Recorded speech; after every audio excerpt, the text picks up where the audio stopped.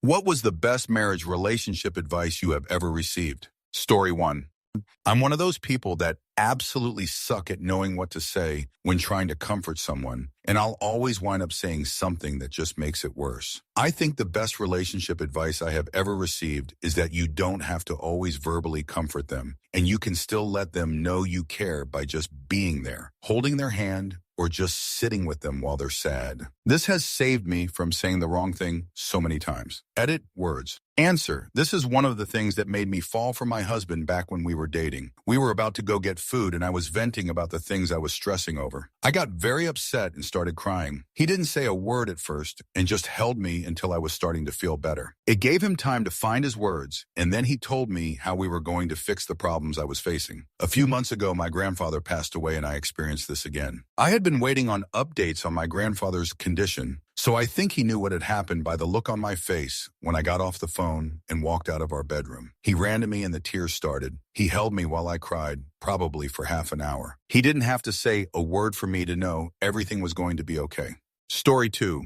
Not me, but my mom. When she and my dad were on their second separation, she was out with her best friend and was venting about all the problems in the marriage and all the things she wanted him to change. Her friend asked her, "What are you willing to change about yourself?" It made my mother think about how she negatively affected the marriage too, and realized that if she wanted him to change things about himself, she needed to be willing to change things about herself and meet him halfway. They've been back together for over 25 years and have been going strong.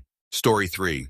Do the small things. Can I show you this thing I made? Want to walk the dog with me quickly? Just small stuff like that. I read somewhere that your willingness to do those things can determine a lot of your marriage. Sometimes I definitely don't want to get off the couch and help my wife with something, but I know she really appreciates it when I do. It helps her feel loved and appreciated in ways that you just can't when it's only the big things. Big things build the structure. Little things fill in the gaps. Answer. This is something I have learned. There are definitely times when my husband is taking a long time to tell a story or telling me about a game or movie, and I don't want to listen. I want to get on with making dinner or playing my own game or just sit on my couch and do nothing. But I always try to listen because it matters to him. It pays off when he forgets details of his interests when talking to others, and I'm able to fill it in for him. He knows I'm listening. I can free up some brain space to make sure he knows I care. I do still forget a lot of what he tells me, but that's because I have a shoot memory. It's not because I'm not trying. Story 4. Communicate. Any issue that crops up, we will tell each other, even if it's small or silly. That way, nothing builds up over time. From the very first time we met online, we decided to be bluntly honest with each other, and it's been absolutely awesome. Answer. We have the bluntly honest policy too, and we take it a step further. Something is the matter, but I don't know what. It sucks when it's obvious something is bothering your partner and they aren't telling you what. You ask what's wrong and they say nothing. Boils my blood. We figured the only reason you say nothing is because you haven't figured it out yourself. So instead of nothing, we say, "I don't go yet." The other person then helps talking it through. The first 3 questions are always, are you hungry, tired, cold? You have no idea how often I get hangry and surprise myself. Sometimes it's, oh yeah, let's grab something to eat. I'll feel better. Sometimes it's a deeper issue. Did something happen at work? Talk to someone that upset you? Stressed out about something? Just talking will eventually lead you to not only figure out what the hell is making you feel bad, but also like your partner cares, knows you well, and helped you through that process. Story 5. The whole idea that people express and interpret love differently. I have very vocal and physically affectionate where my husband shows he loves me by doing things for me, like the dishes and grocery shopping, things that need to get done and I don't really enjoy doing. It is sometimes very difficult for me to remember that he is doing those things because he loves me and not because it's his job, and also to remember when to make sure to do those things for him so he really feels like I love him too. He has also had to learn to be more vocally and physically affectionate, which is a huge change for him because his family hardly hugged or said I love you and almost never kissed. We both love each other more than anything, but sometimes it can get lost in translation. Story 6. When you argue in front of someone, make sure that you apologize in front of them too. It helps people see that your relationship is not only arguments. This is especially true if you have children, as they need to see peaceful conflict resolution and not just the conflict.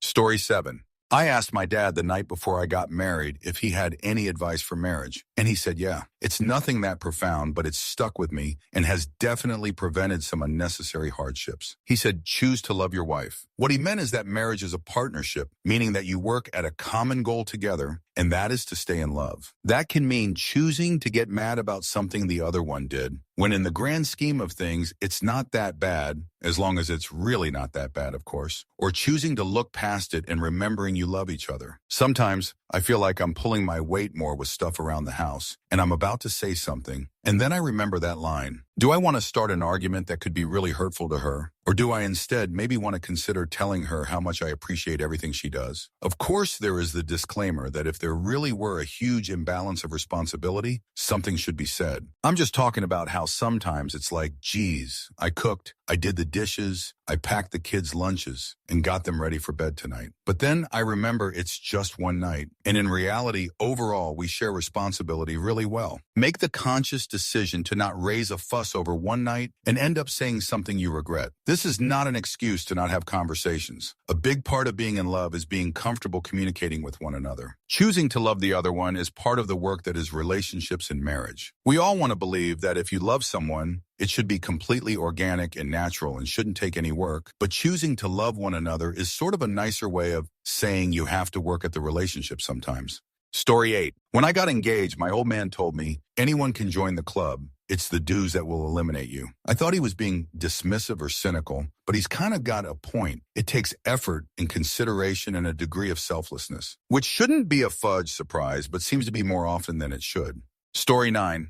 Talk about money, how you spend it, what you owe, what you'd like to do with it. Keep each other accountable. Also, never ever belittle your partner, especially in front of other people. And speak up for your partner if they need it. Communicate constantly. Answer, I've seen 3 friends' family get married this past year, and I'm amazed how money was obviously not spoken about in 2 of the 3 relationships. One couple is unable to get a house because the husband wasn't properly keeping track of his money that he makes through his business. The wife is now quietly furious with him about it all the time and takes shots at him whenever it comes up. The other couple has managed to get themselves into debt over their god-darn heads in the couple months they've been married. We're talking declare bankruptcy by next year kind of debt. Talk about every little thing. Be involved with your significant other. Story 10. As our sweet oldest brother Justin McElroy says, the work in every relationship should be split 60-40, with both people trying to be the one giving 60. Update, here's a link of Justin turning a man's question about marriage, alchemy-like, into wisdom. Answer, close to what I was told. Marriage isn't 50-50 like a lot of morons will tell you. That attitude foments a relationship where each party is keeping score. In the best marriages, each party is selflessly concerned with giving 100 toward ensuring the happiness of the other, period. Marriages where both partners do this are built to last forever. In all honesty, my wife and I don't do this perfectly, but it's pretty much our basic philosophy. 24 years of marriage and 4 kids later, she's my best friend, and I love her more than any other human being. 10-10 recommend with rice. Story 11. Communication is, of course, incredibly important. However, my dad once told me about the 3 C's, that is communication, compatibility, and compassion. His idea was that you can communicate until you're blue in the face, but if you aren't empathetic and caring, compassion, and generally coming from compatible perspectives, it won't work out. I think definitely the idea that you'll find someone perfect for you is silly, but someone that you can respect and empathize with and have common ground on important things with is going to make for a much easier life than someone who doesn't have those, but you can communicate well with. Story 12. I would use the puppy principle. When you buy a puppy, people usually look for the one that is most happy to see you and jumps to lick you. Same for people. Date someone that when they see you, their eyes light up and get excited. Eyes are also one of the best communications of love. The way couples look at each is a good indication of their feelings. Work together. Never put your SO down. Never manipulate them. Be honest with them. Love who you are so you can better love your SO. Finally, don't stay with someone that doesn't look out for your best interest. Be with someone who helps you grow. Don't ignore red flags because of love. Help them if you can, but be fair to yourself and leave to protect yourself. Story 13.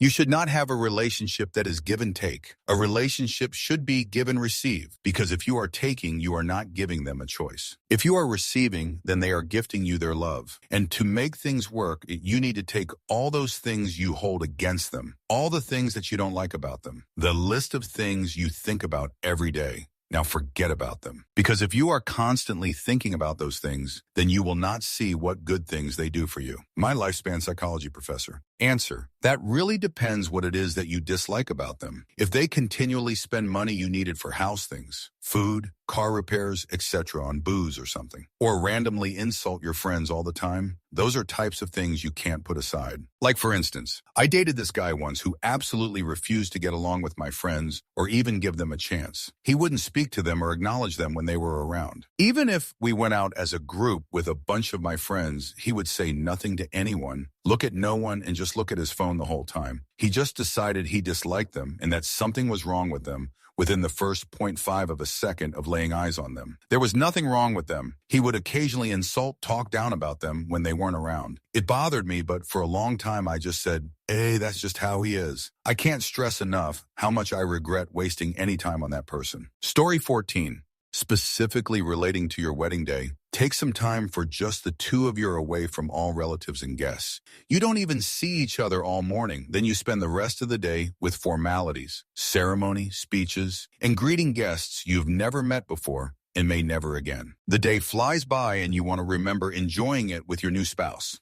Answer: so much this. We were so busy that we ended up driving home separately, and some guests followed my husband home. He was so busy with them that we didn't get to do the carrying through the threshold thing, and then he felt like he had to entertain them. So I sat out back and cried because I felt so lonely. So much regret. It completely ruined the night for me. I wish I would have hammered home how important it was for us to get time together. Story 15. We all have things we would consider negotiable, non-negotiable, and inconsequential. Negotiables are the things you are willing to compromise on. Non-negotiables are the things you are unwilling to compromise on. And inconsequentials are the things that don't really matter to you. It's important to know these for yourself and not be afraid to end a relationship if these don't match up. Example: negotiable. I like to eat tacos on Tuesdays, but Bill prefers Thursdays. We compromised and decided to eat tacos on Tuesday this week and Thursday next week. Non-negotiable. I will only be with someone who eats tacos on Tuesdays. No exceptions. Inconsequential. I don't care when we eat tacos as long as I get to eat tacos. Story 16. Related to wedding planning, a wise friend advised me, have an opinion about everything but not a strong opinion. Example: what color should the tablecloths be? Blue. Can we do gold instead? Okay, I was in school, so I didn't have a lot of time for wedding planning. My fiance was working part-time at a job she could do in her sleep, so she was all over it. But me having a weak opinion about all the little things made the planning better for both of us. It made me a little more engaged in the process, and I paid more attention and appreciated more all that my fiance was doing. Plus, it helps make decisions that don't matter, and someone just has to decide. My fiance described feeling decision fatigue after a day of picking flowers and place settings and seating and etc., etc. And I ended up having strong opinions about a couple things too, and talking about tons of little decisions made it easier to navigate the big ones.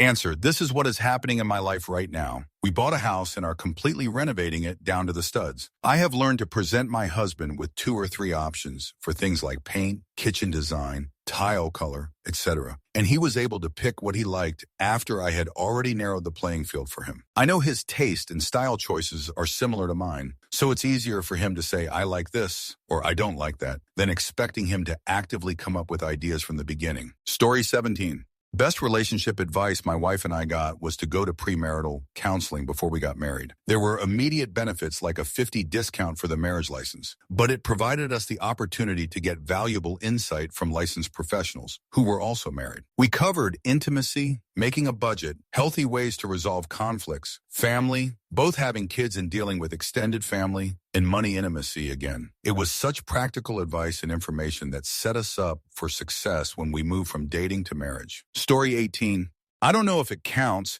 but it's something that has made my relationship stronger. My husband and I have both put on some weight after our first son was born. I told him one day that I was worried he would leave me or resent me because I had gained weight. His response: this is 1 year of our 60, 70 years together. If we have 1 or 2 years where we're fat, that's only 2 of the 60, 70 years. Don't sit on this 1 year. Think of all the other years we have to be healthy and happy together. Story 19. I asked my sister how she knew she wanted to marry her husband, and she said it was the day she realized she couldn't just imagine spending the rest of her life with that person, but she couldn't imagine not having that person in her life for everything. I'm not wording it right at all, but I hope I got the idea across. It really stuck with me. Story 20. You may not always like your spouse, but as long as you love your spouse, remember that and do your best for the marriage. Basically, don't expect fairy tale love. Probably every marriage has high and low peaks. It is about how you handle those. That and also, my husband has been taking off his socks and putting them, then leaving them on the couch for long before I met him. 14 years later, he still does, despite my protest and reminders in the beginning. Once in counseling, I brought this up as an example of an issue. Basically, the counselor asked if the fight was worth the stress, and if not, perhaps this is something to accept and let go to work on bigger issues. I let it go.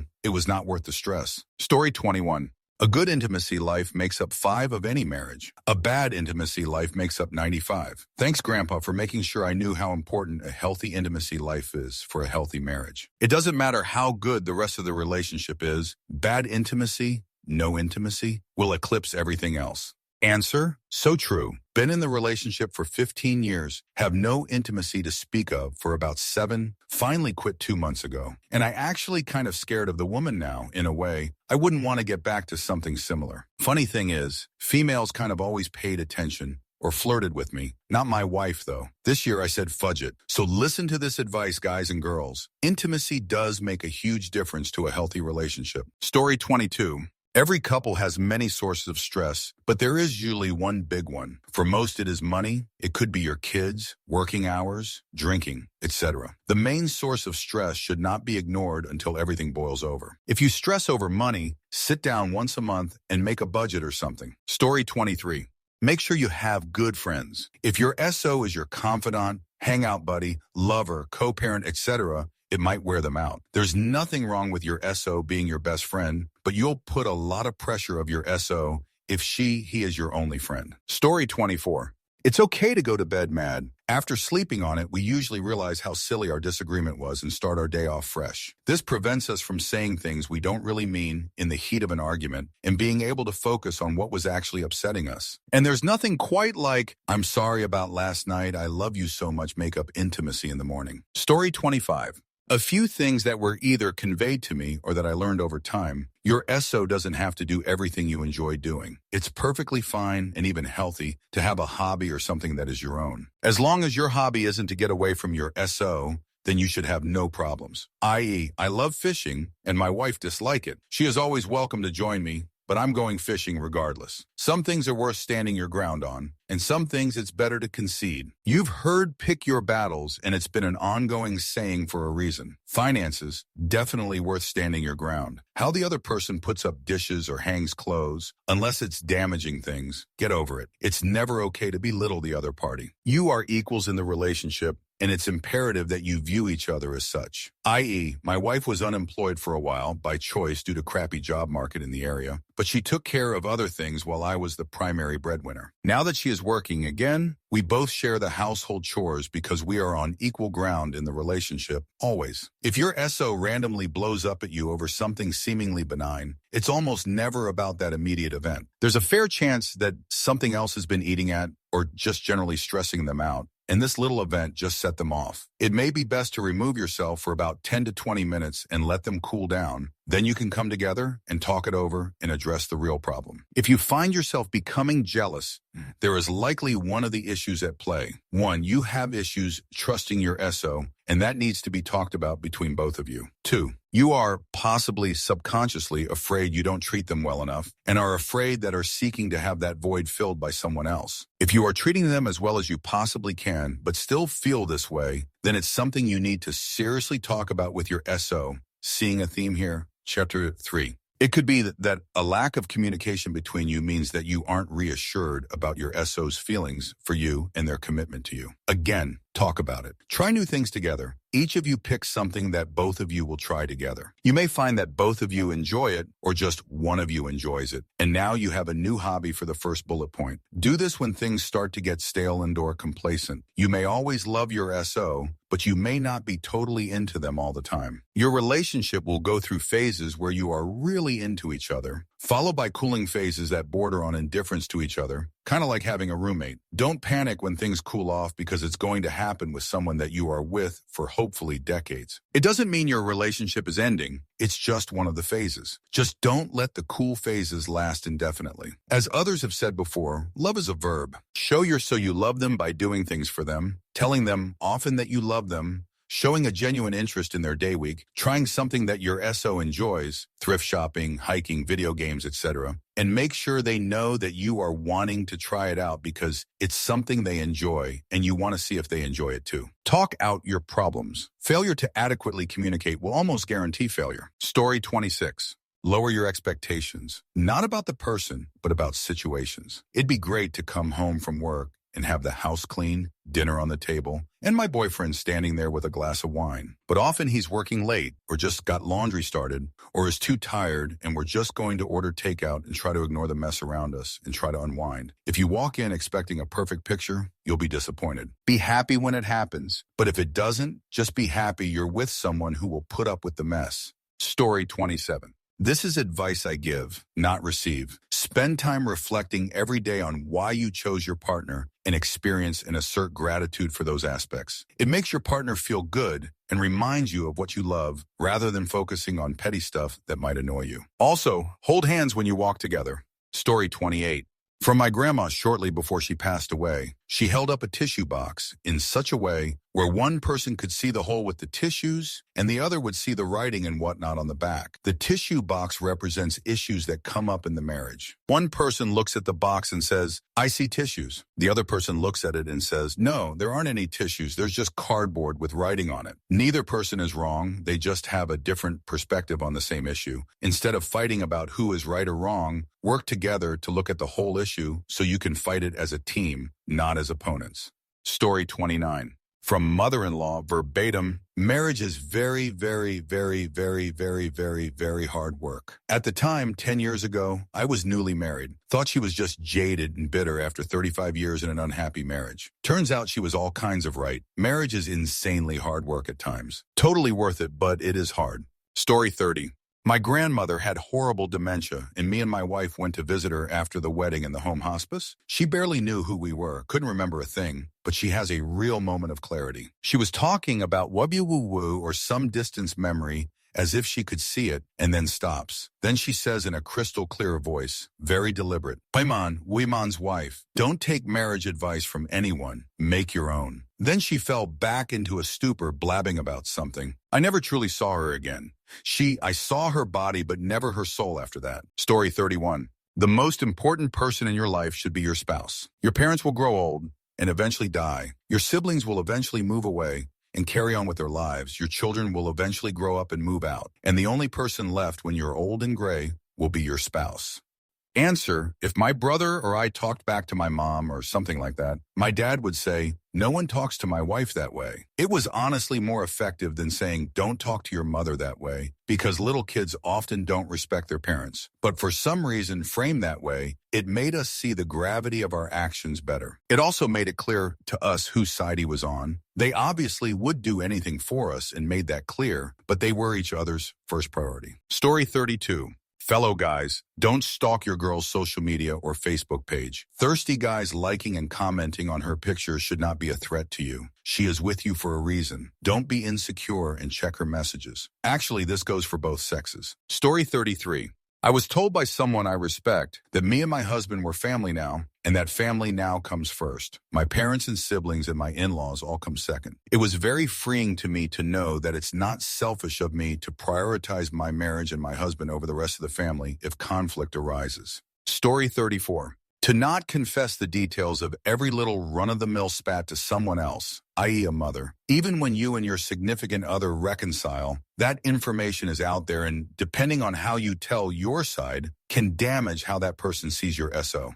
Story 35. Always communicate. It prevents the slightly bad stuff from blowing up and becoming the truly awful stuff. Finances is a great example. Hiding stuff like debts because you're embarrassed is a great way to ruin your credit score, possibly affecting your future happiness. Also, keep the love alive. Little compliments daily. Have a date night once a week. Make time to do stuff the other person is passionate about. Love is a two-way street. Story 36. Keep a personal journal of each year. And at the end of the year, exchange journals. You write down happy moments, little things you noticed, fights, or just things you thought about the other person that you didn't have the time or moment to share. My dad has apparently done this his entire married life, and I didn't even know if my dad could read anything other than a tape measure until my wedding day when he told me about this. Story 37.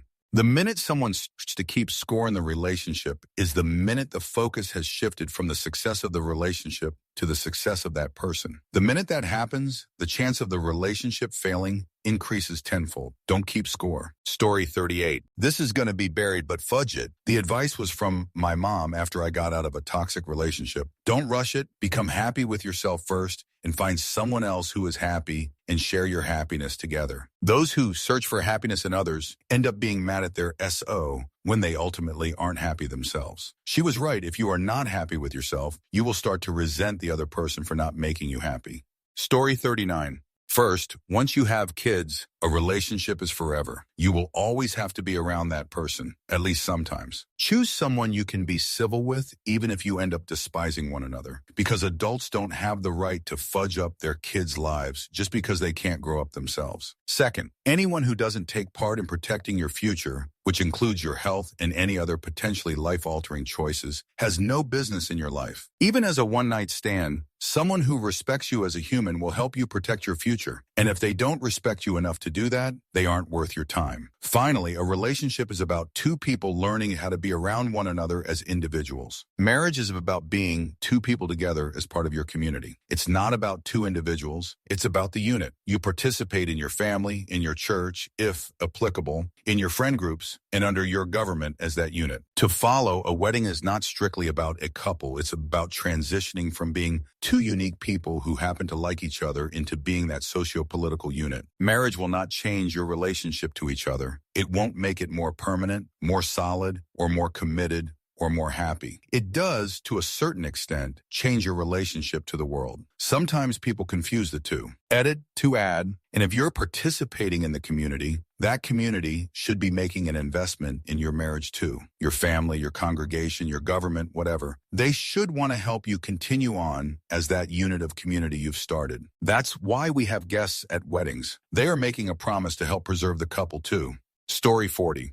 To steal from a badass monk. Where there is hatred, let me bring love. Where there is offense, let me bring pardon. Where there is discord, let me bring union. Where there is error, let me bring truth. Where there is doubt, let me bring faith. Where there is despair, let me bring hope. Where there is darkness, let me bring your light. Where there is sadness, let me bring joy. Let me not seek as much to be consoled as to console, to be understood as to understand, to be loved as to love. For it is in giving that one receives. It is in self-forgetting that one finds. It is in pardoning that one is pardoned, from the prayer of St. Francis, which I first discovered, handwritten in an old copy of The Art of War, given by a mentor. Edit. I can't figure out the formatting. Story 41. My father-in-law told my wife and I that if we ever have jobs that are far apart, don't live in the middle. Then you'll just both have bad commutes, get home tired every day, and not feel like making dinner or anything. Instead, live close to one workplace so the person who has the short commute can make dinner and run the little errands. Or if you have kids, pick them up from school activities. We've been doing this for almost a year now. I love the 10-minute commute, and my wife loves having dinner ready when she gets home.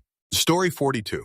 My aunt's advice: love isn't enough. Marry the person who brings out your best and will stand beside you at your worst. Life will happen. You'll screw up. You'll fight. You'll probably even slam a few doors and say something horrible you don't really mean. That's what happens when we're human. We're flawed. Expecting perfection, rainbows, and glitter is unrealistic. Whenever a couple tells me we never fight, I know they're in or already having trouble. No one can look great, have a perfect home, perfect kids, good friends, and be happy all the time. Believe me, I've tried. You're going to lose a germ, have money problems, have a passing in the family, bury a pet, lose your hair, get wrinkles, have diarrhea, vomit, forget deodorant, put your foot in your mouth, leave the seat up and spill stuff on the sofa. The wedding is one day, the marriage for the rest of your lives. I'm planning a wedding right now. I actually found my wedding gown today. It's a very exciting time, and a lot of attention goes into things like dresses, bridesmaids, invitations, parties, flowers, food, music, venue, etc. The day you marry, you look the best you'll ever look. It's taken hours of preparation and planning to look as good as we do on our wedding day, and it's all downhill from there. It's very exciting, but it's not your life. Life is farting in your sleep and spilling coffee on the cat. For one couple I know, once the wedding was over, there was nothing. Once they were married, they didn't get along because they weren't distracted by this big party. They had nothing to talk about. I'm very excited to see my friends and family throw this fantastic party, be a bride. My dress is amazing. But I'm most excited to marry the man I love. I'm looking most forward to our life together and growing old together, not the wedding. Fight fairly. You will fight. It's inevitable. Don't bring up the past. Last week's fight was last week. If he cheated on you 5 years ago and you forgave him, it's off limits. If she broke your favorite mug last month, let it go. Don't ever use the words you, always, or never. Ever. For example, you always leave dishes in the sink and never help out with the dog. Never. Not once. Really? And being accusatory using you as an attack. Instead, try, I get really frustrated when dirty dishes are still in the sink and the dog hasn't been fed. It would really make me more relaxed and happier if I got some help with those two things. Don't talk. Listen. It's so frustrating when you're talking and you know the other person is just planning his retort in his head. How can you respond if you don't listen? You will never change or fix anyone, ever. If there is a behavior which needs to be changed, it must be changed by the person displaying the behavior. No amount of nagging, pleading, or threatening will make someone change. It is not your responsibility to change anyone but yourself. Learn to deal with this behavior or get over it. Or don't get married or get divorced. She will only change when she is willing to recognize and fix it herself. You are two separate people and are not expected or required to think, act, or behave the same way. Be your own person. Keep your own hobbies, interests, and friends. Your partner should support and encourage this. If he doesn't, you'll soon be resentful, angry, and unhappy. This goes both ways. Let him go to his friend Pookie's man cave to watch the game. Use the time to do something you want to do. He should reciprocate, so you have time to kick Jill's butt at tennis or read the latest issue of Wonder Woman at a Starbucks like a grown-up. Children will change everything. No matter how much you promise each other, they won't. When a couple becomes 3, life will change. You can't have a tiny, stinky, loud, crying, hungry, fussy human being who will never let you sleep again living in your house and nothing changes. You will argue about who has baby duty and why you haven't gotten to shower for 3 days. Your wife will be emotional, scared, and maybe an on-call milk service for a while. Your husband will be confused, scared, nervous, stressed, and may start wearing sweatpants and old flip-flops to the store. This is all normal. Life will change, but eventually you'll figure out what works for you and how to sneak in romance again. You have to find your new normal as parents, not just a married couple. You may not be out partying in the hottest clubs and designer clothes anymore, but you'll be so excited the baby just smiled and said, Grebo, that you'll be content to have a new kind of party involving ordering Chinese for the nth time, watching reruns of The Walking Dead, and getting 4 solid hours of sleep. If you're fighting constantly about something specific, solve the problem. For example, if you argue about cleaning the house, look at your finances and figure out how to have a maid service come once or twice a month. If you argue about money, set up a budget or get an accountant. Restricting one partner from ever spending money reasonably or controlling the finances is not good for a marriage. If you fight about not having time to yourself because of your children, schedule a regular time with your partner when he can watch the kids for a few hours and you can go to the gym. Be sure to give the other partner the same opportunity. If it's still an issue, hire a babysitter or get help from a friend. Schedule romance and intimacy. This sounds unromantic, but sometimes we get so busy and stressed, we forget how hot we are for each other. Making Friday night a date night or planning to go for a walk and holding hands reconnects you. It's nice to feel special and attracted to your partner who you've only passed in the hall on the way to clean up the kids' vomit or looking for clean socks. A couple may be working, parenting, and the social calendar may be full, but taking time for your marriage and physical affection is important. It takes work. Some things should not be shared. I love my fiancé and he loves me, but I don't want him to show me how much earwax he just cleaned out, and I won't show him how I can pop a zit with one hand. He closes the bathroom door. We all know what's going on, but I don't need to see it or smell it. I don't pluck my eyebrows in front of him. I'm not ashamed or embarrassed, but it's nice that my eyebrows are always groomed magically. This isn't about shame or pretending we're perfect or hiding things from each other. It's about keeping the mystery going. He doesn't need to see me change a tampon, and I don't want to see his belly button lint. Again, if we're sick or hurt or needed help with any of this stuff, that's different. I'd wipe my fiancé's butt in a heartbeat if he needed me to. In the meantime, I'll scrub dead skin off my feet in private. Thank you.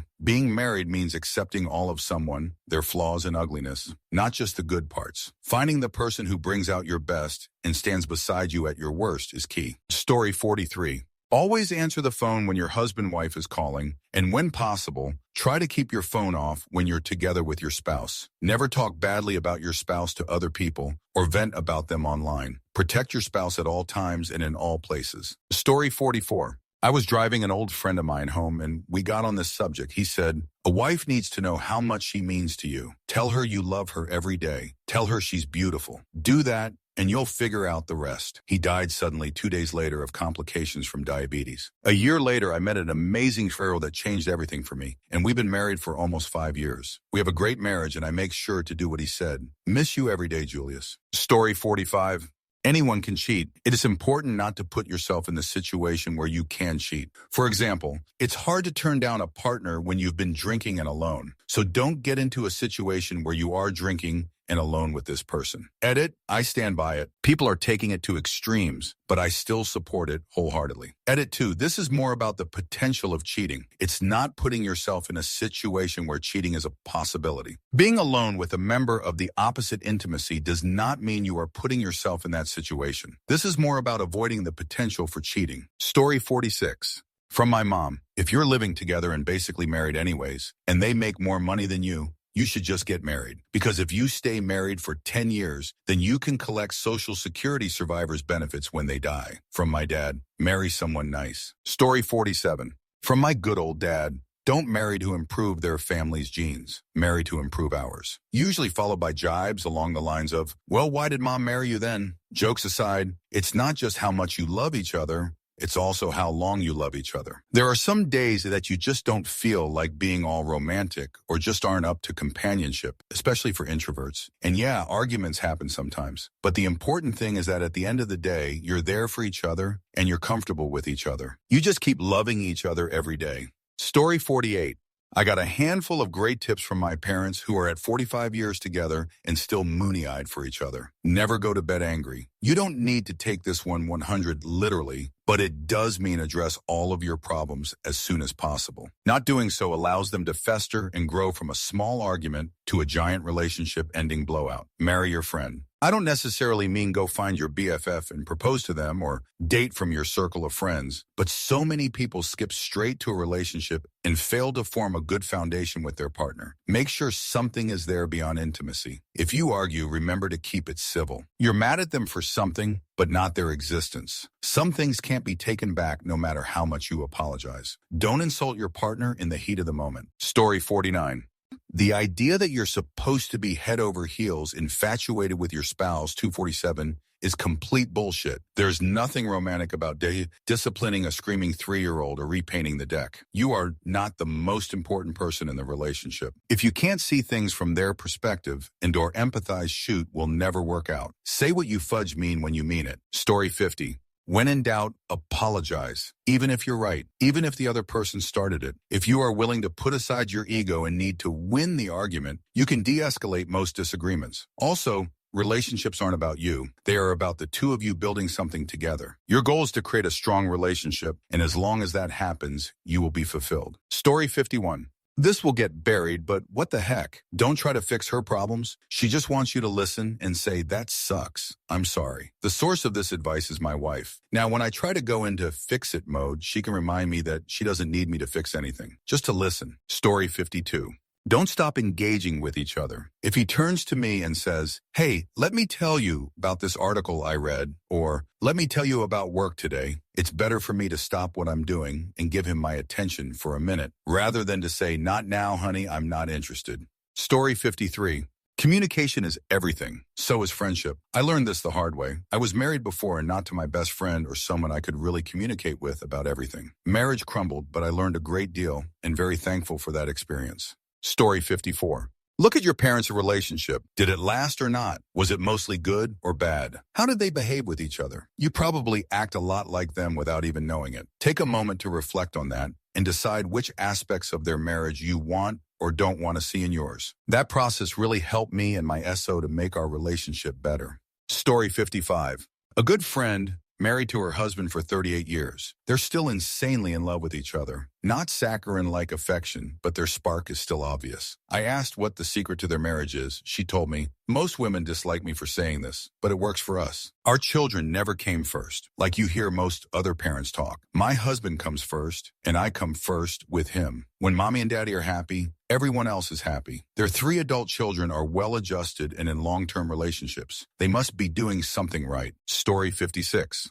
Never tell the other person what they are doing. Tell them how you feel. I feel ignored rather than you ignore me. Criticism is remembered much more strongly than compliments, so your compliments should outnumber your criticisms by a huge margin. Always be appreciative for the things they do for you, even if they are supposed to do them. When you have a fight, don't attack the other person. Also recognize that when they are trying to make jokes about the fight, it is often a request to de-escalate the fight. Basically, all the advice makes the relationship a safe place where the person will be appreciated for all they do, constantly given compliments, and even the fights will not be personal attacks. Story 57. Find frequent opportunities to genuinely and specifically let your loved one's spouse know that you appreciate them and their actions. Sometimes it feels like you're being a broken record, but everyone always likes feeling appreciated. It doesn't have to be a huge gesture or anything. Literally just a text like, "Thanks for picking up the groceries today. I appreciate that you're willing to run errands for our house. I love you." Story 58. Don't just hear your spouse. Fudge listen and be assertive. Don't expect your significant other to read your mind. Marriage is hard, but it's so awesome if you're open and communicate. I love my husband, and I owe it to him to be transparent and understanding. Story 59. That a marriage is about always being happy. It's about bettering your life and their life. When things are down, you work to get them back up again. When they change those tiny little things you love so much, you find the new tiny little things to love. Marriage is not something you can do if you're planning emergency exits for things. It's a commitment for life. Story 60. Love is an emotion, but marriage is a commitment. Told to me by a stranger, and it stuck with me. Marrying someone just because you love them is a horrible idea. You need so much more than that. Unfortunately, no one told me until after I was married. Story 61. After 30 years of being together, I asked my parents why they never got married. My father replied, "Marriage can make you feel obligated to stay in bad relationship. I've always stayed because I wanted to, not because I had to." Another great couple I met, the woman said to me, "There's the door. He knows where it is. He's free to leave anytime he wants, but he's still here." Story 62. I asked my uncle how he remains so happy and in love. Catholic, married since college for 20 years when I asked. As long as you both are trying to make the other happy, you can't fail. Great advice. I've applied it to my life and have the best woman ever. I'm a very lucky man. Story 63. This one is to all the fellas. Not everything needs fixed. When your wife comes to you venting or visibly upset, she is not necessarily looking for you to fix it. She just wants you to listen and give your support. As natural as it may be to you to want to fix whatever issue she is facing, once you start suggesting solutions, you will likely come off unsympathetic and even possibly argumentative. Story 64. Don't get married without talking about kids and money first. I know a few people that were divorced in their 20s because of this stupid mistake. And if an important conversation like the kids conversation is kids, LOL, you probably need to have the effective communication conversation too. Story 65.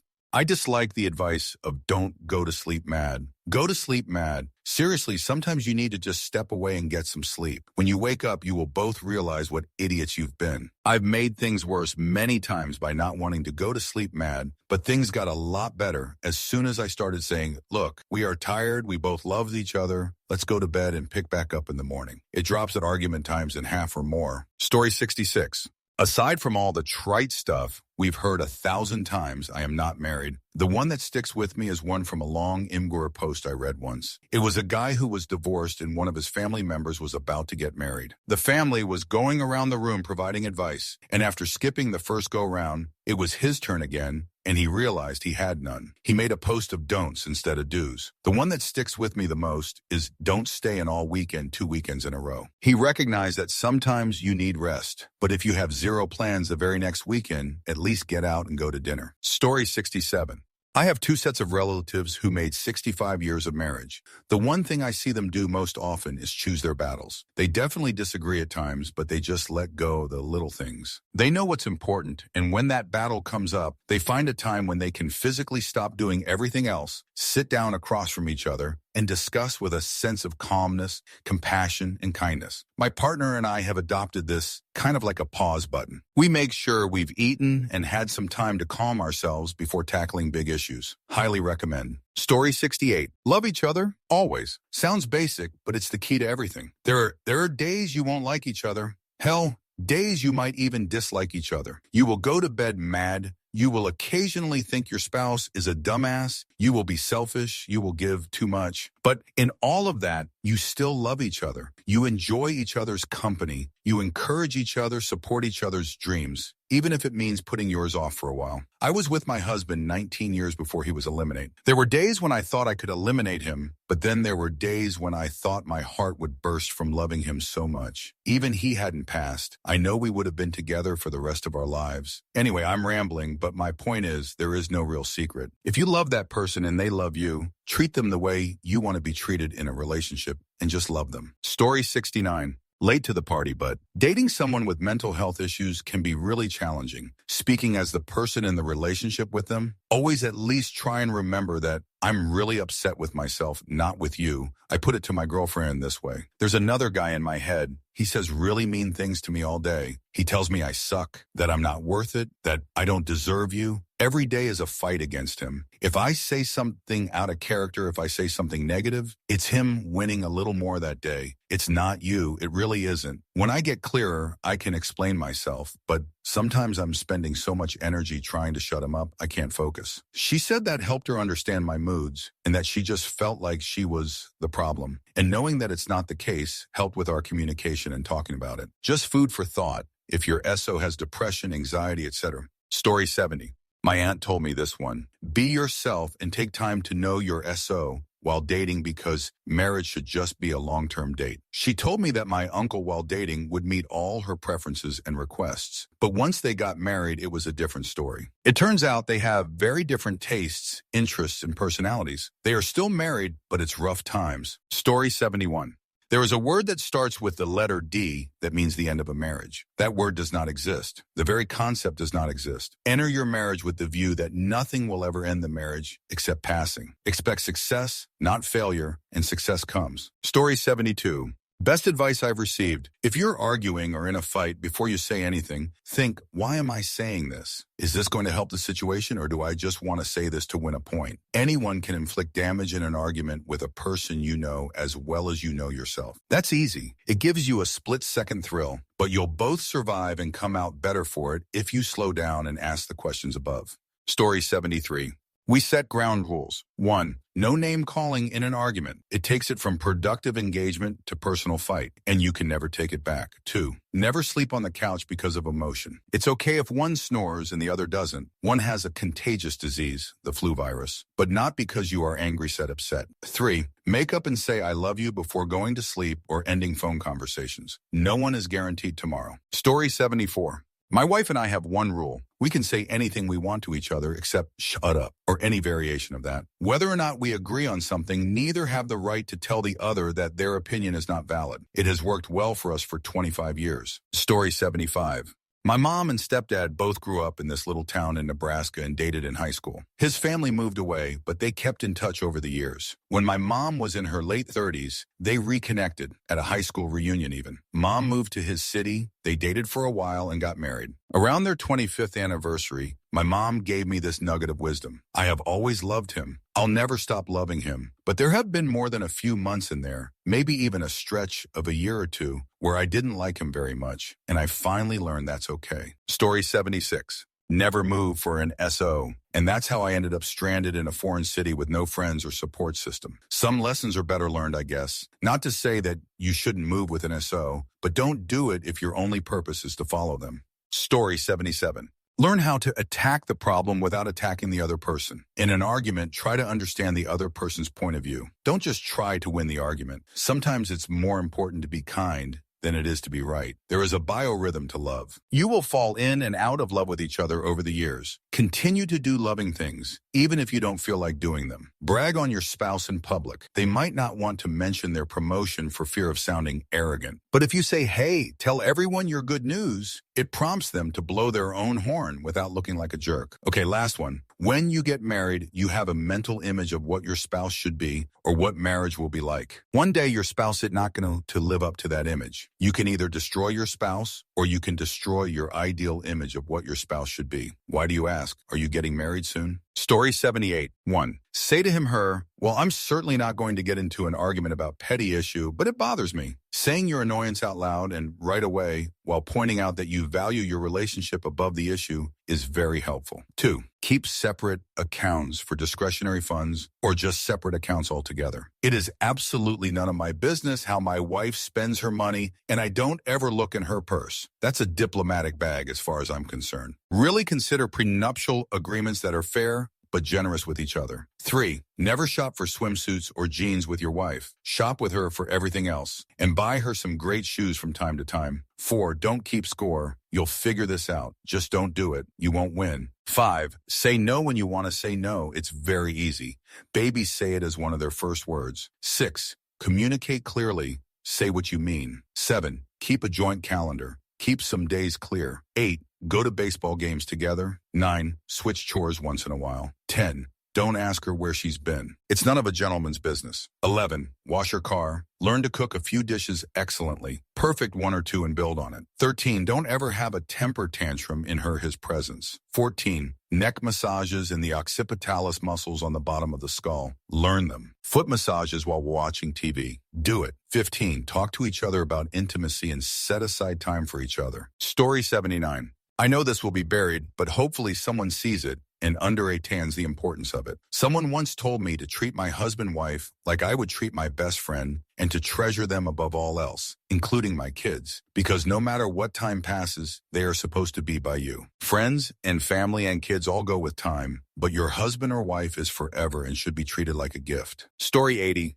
For those in a relationship considering marriage, don't fall in love with the resume. Fall in love with the person. Also, if you're constantly wanting to spend time with your friends, work, school, etc., rather than with your significant other, you're not really in love with them. Story 81. So, my folks and I are both massive type A people. And here we go. My mother told me that marriage for people like us can sometimes be like the boulders rolling around inside a sphere. Eventually, they wear each other smooth. But in the interim, there will be some gouges and breakage. Also, you will fall in and out of love 1,000 times in a marriage, but never give up. And it's true, people change as they grow, and you get to learn how to love the same person all over again. If the person doesn't sound like someone you want to learn how to love 4 or 5 times in a lifetime, move along. Story 82.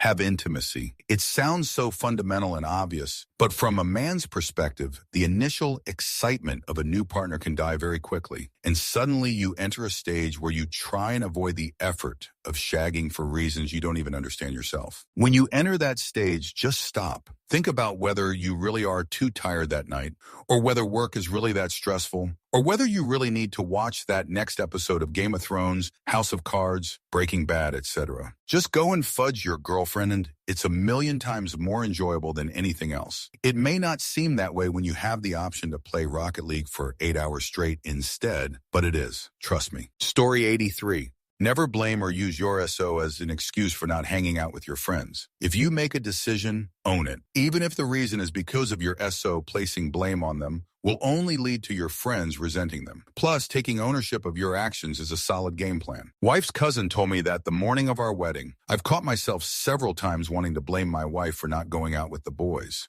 Story 84. Wait an absolute minimum of 3 years before marriage. A lot of statistical evaluation has been done on lengths and likelihood of breakups, and there is a pretty precipitous decline in rates of divorce for marriages that take place in relationships already 3 years of age. Story 85. My father always yelled when he was angry. My grandfather always yelled when he got angry. My mother screams whenever she is frustrated. In my first long-term relationship, I was yelling at my then-girlfriend. She looked up at me and peacefully said, "Yelling is not how people communicate properly. If I ever begin raising my voice now, I instantly become aware of my emotional state of mind and do what it takes to calm down. When you react with your emotions, it hurts your relationship." Chipping away one argument at a time. Story 86. Talk about everything. Talk about how they piss you off. Talk about how they make you happy. Tell them your favorite sandwich. Tell them how you got to where you are. Talk about your dreams and fears, your loves and dislike. And importantly, listen when they do the same. So many marriage problems can be fixed just by talking with each other instead of silence. Story 87.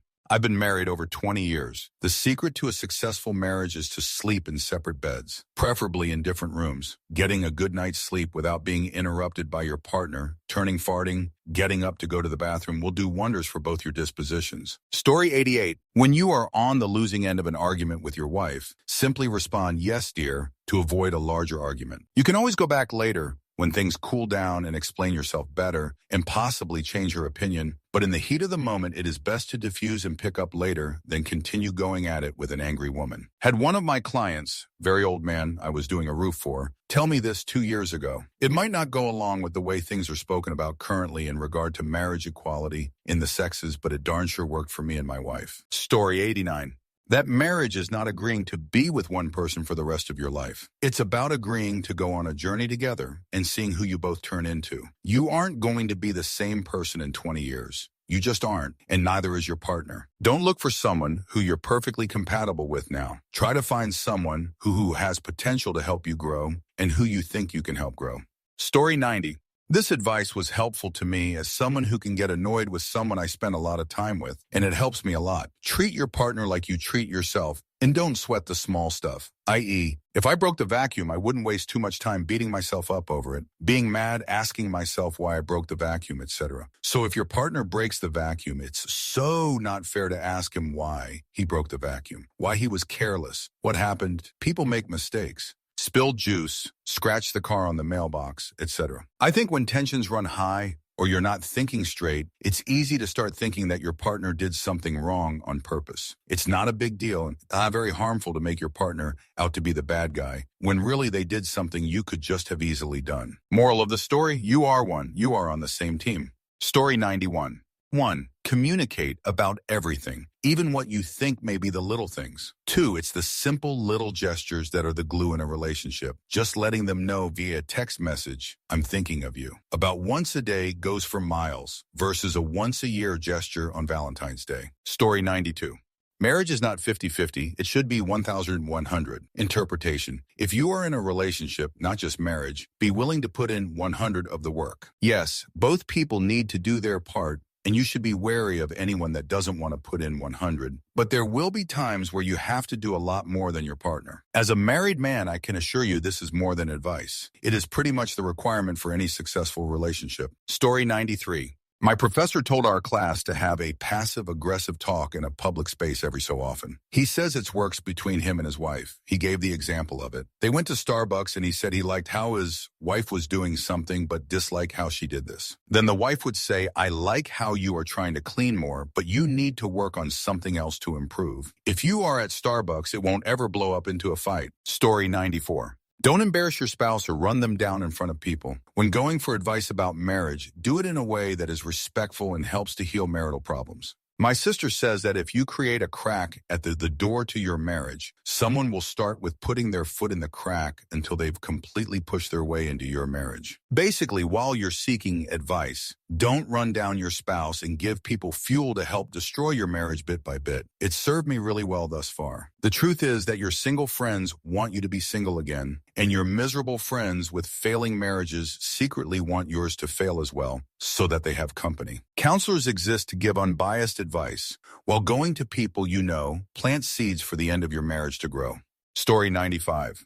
Put your marriage first, including before your kids. Now, this is obviously within reason. This is advice for sane, balanced people who understand it doesn't mean you let your children suffer or go ignored in the name of your marriage. But as a cab driver once said to me, the kids will leave and you'll only have each other. So don't let those kids eat you up to the point where you're only parents. Story 96.